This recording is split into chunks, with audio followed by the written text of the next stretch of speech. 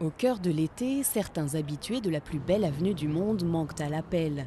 Les touristes issus du Moyen-Orient se font rares sur les Champs-Élysées, qu'ils investissent normalement en masse à cette période. Et la météo n'y est pour rien. Aujourd'hui s'achève mon séjour car comme tu sais, Ramadan commence et on doit jeûner en Arabie Saoudite. Toute la famille est au pays et on rend le jeûne ensemble, rassemblés. Ramadan au mois d'août, une bien mauvaise nouvelle pour le secteur du tourisme, en particulier celui du luxe.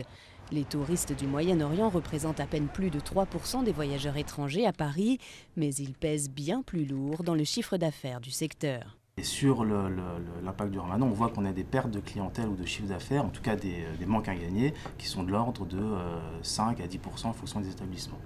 En tête de ces établissements, les palaces et les grands hôtels, où la riche clientèle du Moyen-Orient a ses habitudes.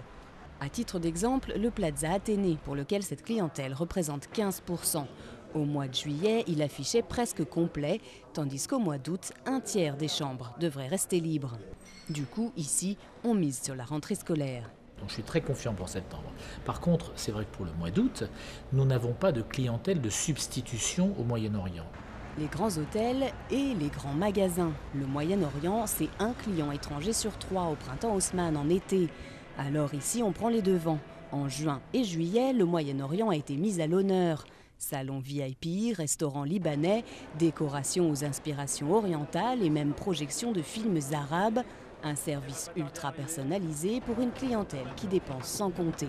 Et c'est une clientèle qui va prendre plaisir à rester dans le magasin tout d'abord. Ensuite, cette clientèle dépense dans la durée, c'est-à-dire qu'ils vont dépenser parfois 3 000 € par jour, parfois 20 000 € par jour. C'est très variable.